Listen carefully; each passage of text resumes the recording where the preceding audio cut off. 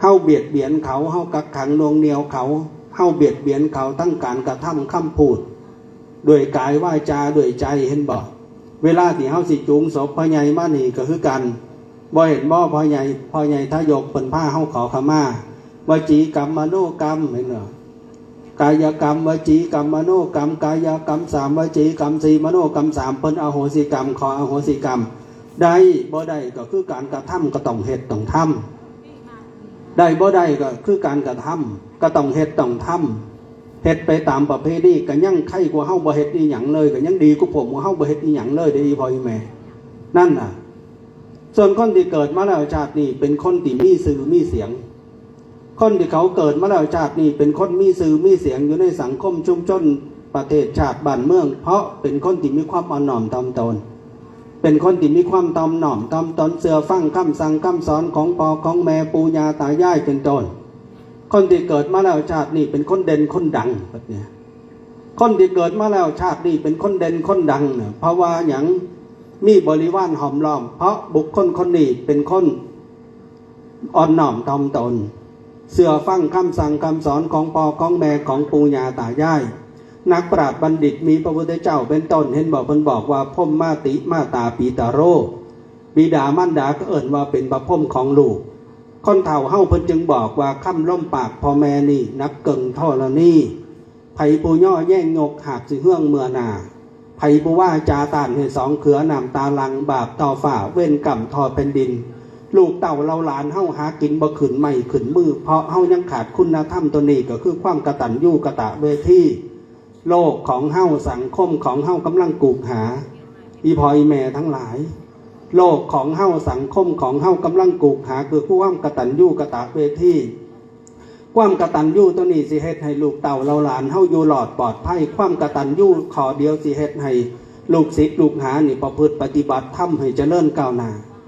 แล้วลูกหลานเฮาก็สิร่ำสิรวยลูกหลานเฮาสิหาอยู่หากินขึ้นไม่ขึ้นมือตอบบุญแทนคุณของเพิ่นเวลาที่พ่อกับแม่เพิ่นอยู่ก็เลี้ยงเพิ่นด้วยกายเวลาพ่อแม่เฮายังอยู่ก็เลี้ยงพ่อแม่เฮาด้วยกายเวลาที่เพิ่นจากไปก็เลี้ยงเพิ่นด้วยจิตด้วยใจคือทำบุญทักษิณาทานนั่นเองเพราะความทุกข์ของผู้เป็นพ่อความทุกข์ของผู้เป็นแม่แต่งงานแล้วย่านบ่มีลูกที่จะมาสืบสกุลย่านบ่มีลูกที่จะมารับทรัพย์สมบัติย่านบ่มีลูกที่จะมาดูแลเวลาที่เจ้าของเฒ่าจะแรงแก่จะล่ามาย่านบ่มีลูกที่จะมาทำบุญทักษิณาทานให้เห็นบ่นี่คือความทุกข์ของผู้เป็นพ่อเป็นแม่นี่คือความทุกข์ของผู้เป็นพ่อเป็นแม่คันพ่อแม่มีลูกเต่าเราหลานลูกเต่าเราหลานตอบบุญแทนคุณเพิ่นเบิ่งเอาคืดหอดพ่อคืดหอดแม่เฮาเพิ่นย่ำข้าวมกจกข้าวบอนดูแลเฮาโตมาเฮาจนว่าหมู่เฮาได้ใหญ่มาเป็นคนเสมอตอบบุญแทนคุณดูแลเพิ่นไปตามเหตุและปัจจัยตามสมควรนั่นตามสมควรนั่นตามสถานะนั่นนี่แหละญาติโยมพ่อแม่พี่น้องทั้งหลายส่วนคนที่เกิดมาแล้วชาตินี้เป็นคนเฉลียวฉลาดเพราะเป็นคนที่สร้างเหตุไว้คือได้คบกับบัณฑิตนักปราชญ์ปกมาเฮาเฮ็ดอยู่นี่ก็คือการสร้างอุปนิสัยคือการสร้างเหตุไว้คือกันเฮาเนี่ยเป็นคนปึกเป็นคนโง่เป็นคนบ่เข้าอกเข้าใจหยังไงเป็นคนปึกเป็นคนโง่เป็นคนบ่ฉลาดก็เพราะว่าเฮาบ่ได้คบกับบัณฑิตนักปราชญ์บ่มีโอกาสได้ฟังเทศน์ฟังธรรมเจริญภาวนานำเพิ่นจักเม็ดจักหน่อยคันเพิ่นเอิ้นไปวัดไปว่าก็เศร้าแน่ปวดขาคันมีมาล่ำสิ่งอยู่วัดมาปวดขาซำใดก็ไปได้หอบกันไปเป็นปุ่มไปปูสาดอยู่หน้าพุ่นแล้วลองเบิ่งดิคันมีมาล่ำมาลงวัดค่อยว่ามื้อเจ้าปูสาดเต็มเดินนี่น่ะปานนั้นเพิ่นว่าลูกพาไปใครนั่งเบิ่งบ่แม่นก็ว่าหมู่เฮานี่จูงลูกใครบ่เห็นว่าจูงบ่เห็นว่าลูกจูงพ่อแม่ใครบ่เห็นว่าลูกจูงแม่ใหญ่ปี๊แต่แม่ใหญ่จูงลูกไปเป็นปุ่มจึงบอกว่าคันว่าไปวัดไปว่านี่บอกว่าปวดแขนปวดขาคันมีหมอลำสิ่งหรือหมอลำมาลงวัดลงว่าก็ปวดขาซำใดก็ไปได้บ่เกียงเจ็บแข้งเจ็บขาก็ไปได้พาลูกพาหลานไปอันนั้นคือความตึกใจมันสิบ่ตึกถ้ำกระซากเนาะอีแม่เนาะแต่ว่ามันตึกใจเวลาที่เฮาเฮ็ดบุญตักศีนาทานเห็นบ่อีหยังก็เฮ็ดตามประเพณีที่เพิ่นเฮ็ดหมดเงินไปเป็นแสนเป็นล้านเฮาก็เคยเฮ็ดมาเฮาก็ทำมาไป แต่บ่หัวมันสิเป็นจังไดก็อยู่ที่เหตุและปัจจัยนั่นคนที่เกิดมาแล้วชาตินี้เป็นคนเฉลียวฉลาดเห็นบ่ก็เพราะว่าได้คบกับบัณฑิตนักปราชญ์ได้มีโอกาสได้ฟังเทศน์ฟังธรรมสั่งเหตุไว้อีพ่ออีแม่ทั้งหลายฟังแน่ธรรมะให้มันเข้าแน่จักเล็กจักน้อยบ่น้อยก็หลายถึงเวลาหนึ่งมานี่เขาต้องปล่อยต้องปะเด้ทรัพย์สมบัติเป็นหมื่นล้านก็ตามตำแหน่งหน้าที่เจ้าสิใหญ่ขับแผ่นดินก็ตามถึงเวลาหนึ่งมาเจ้าก็ต้องปล่อยต้องปะต้องว่างไว้อยู่ในขณะโลกปัจจุบันนี่ตำแหน่งหน้าที่คนที่เฮาหักคนที่เฮาแพงยศถาบรรดาศักดิ์ที่ต่างๆเฮามีตำแหน่งหน้าที่การงานพี่น้องคนเฮาหักคนเฮาแพงมาส่งเฮาได้แค่ครึ่งทางนี่คือมาเฮามาส่งพระใหญ่สุดใจเฮามาส่งพระใหญ่เหอะเฮาเนี่ยเฮามาส่งพระใหญ่หลังจากนี้ก็เป็นการเดินทางสายเปลี่ยวพระใหญ่เดินทางเองเด้อพระใหญ่ไปเองเด้อนั่นล่ะหอดเวลามาเฮาออกจากเฮือนมายังชะยันโตหดน้ำไล่ผู้เฒ่าอีกนั่นล่ะบ่ว่าเจ้าบ่ว่าข่อยบ่ว่าไผเป็นแบบเดียวกันหมดมาหอดจุดนี้อีกบ่กี่นาทีขึ้นไปว่างดอกไม้จันทร์แต่กี่พ่อใหญ่เพิ่นก็บอกว่าของเพิ่นคือกันล่ะไปร่างของเพิ่นกายของเพิ่นพวกมาเฮาก็คือกันที่ยังหักยังหลงยังสรรเสริญกันอยู่ยังย่องกันอยู่เสมออันนี้ก็บอกว่าของกูผัวกูเมียกูทรัพย์สมบัติของกูเฮือนซ่านของกูลูกเต่าเล่าล้านของกูอีหยังก็ของกูสุดท้ายกูบ่เหลืออีหยังเลยอีหลีบ่สุดท้ายเรากูบ่เหลืออีหยังเลยเพราะว่าของเรานั่นมันเป็นสมบัติประจำโลกของเรานั่นน่ะมันเป็นสมบัติประจำโลกตกตุกตกล้านไปหอดลูกหอดหลานคือเก่าพี่น้องเต่าพี่น้องลูกเต่าเราหลานเขาก็สิรับดูแลไปคือเก่าอีพ่ออีแม่ทั้งหลายขึ้นไปว่างดอกไม้จันทร์อีกบกี่นาทีให้แนมเบิ่งเจ้าของแน่ให้เฮาเอาพ่อใหญ่เหอะเป็นคู่ให้พ่อใหญ่เพิ่นเป็นคู่เมื่อนี้มาทรงสักการเพิ่นอีกบกี่นาทีข้างหน้าเนี่ยก็ไปตามเหตุตามปัจจัยผุพังไปตามกาลเวลายังอยู่โตเดียวยังอยู่โตเดียวที่จะอยู่ไปตามวิบากของพ่อใหญ่ที่เฮ็ดที่ทำใบก็คือจิตนั่นแหละก็คือจิตดวงสุดท้ายของชาตินี้มันเป็นจิตดวงแรกของภพต่อไปครูบาอาจารย์นักปราชญ์บัณฑิตเพิ่นจึงบอกให้เฮาได้รักษาจิตรักษาใจ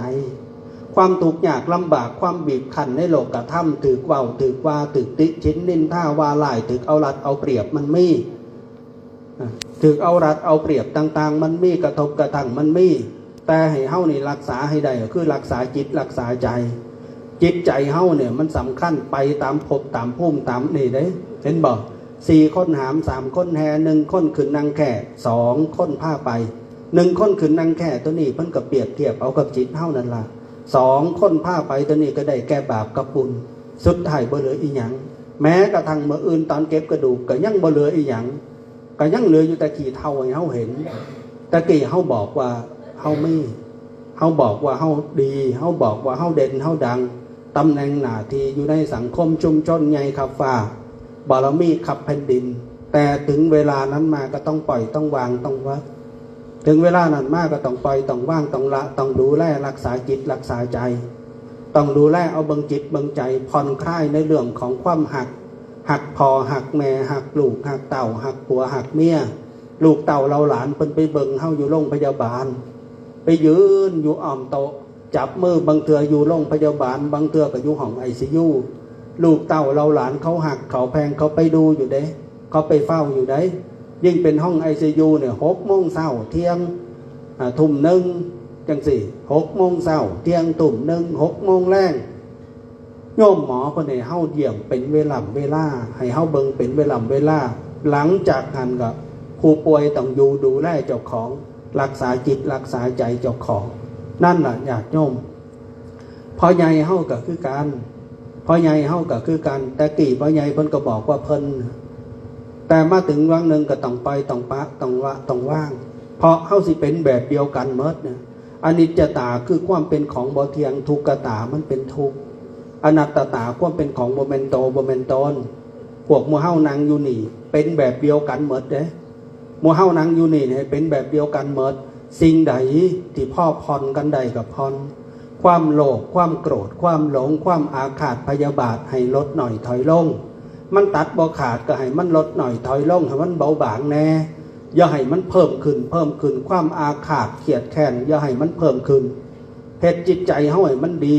ให้มันซอออกมาทางหน้าทางตาผิวพรรณบั้นหน้าเฮาสิได้ผ่องใสเฮาสิบ่โลภบ่เครียดบ่แค้นผู้ใด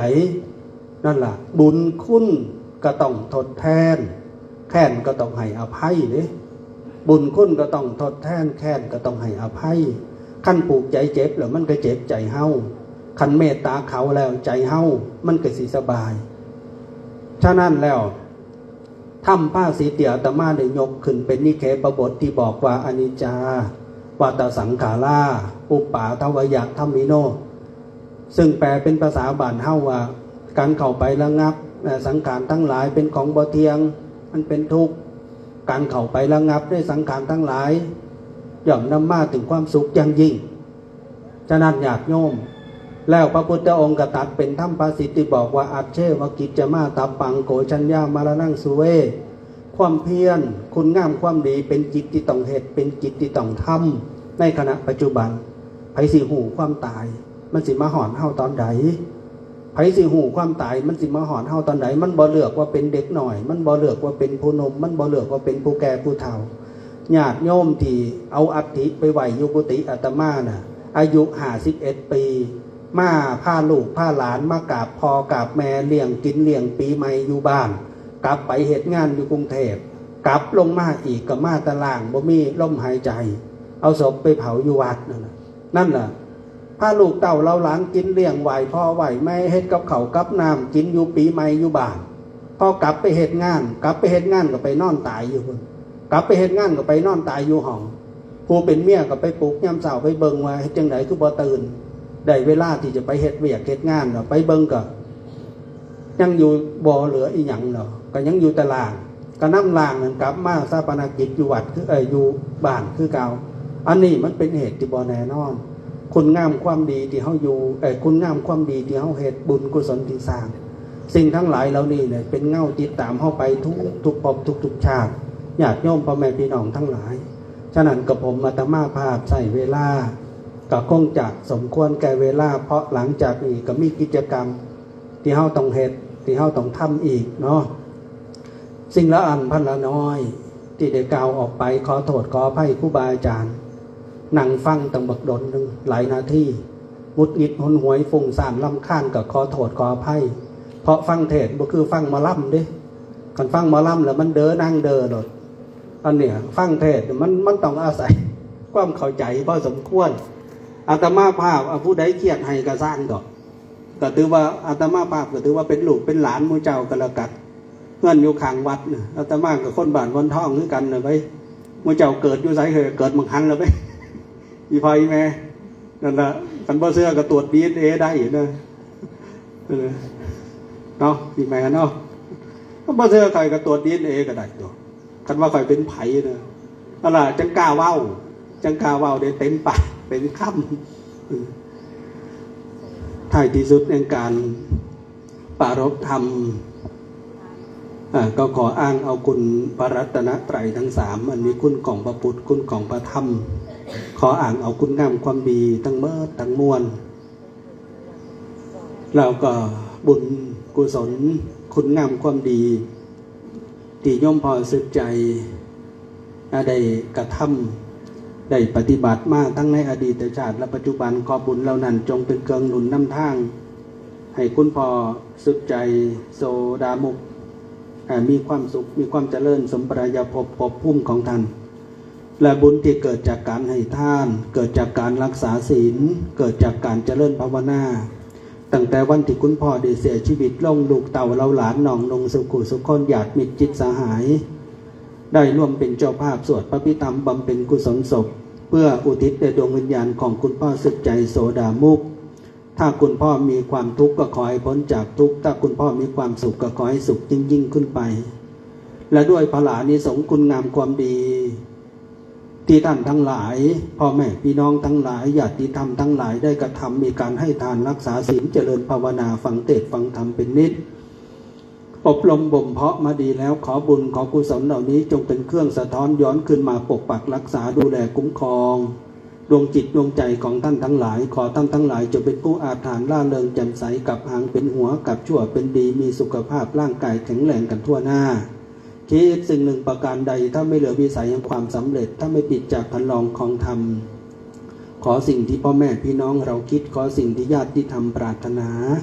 จงปรานสำเร็จจงปรานสำเร็จโดยทั่วกันทุกท่านทุกคนทุกประการทุกเมื่อทาตุจิรังสตังธัมโมขอพระสัทธรรมของพระผู้มีพระภาคเจ้าจงดำรงอยู่สิ้นกาลและนานเทินขอเจริญธรรมนะโมตัสสะภะคะวะโต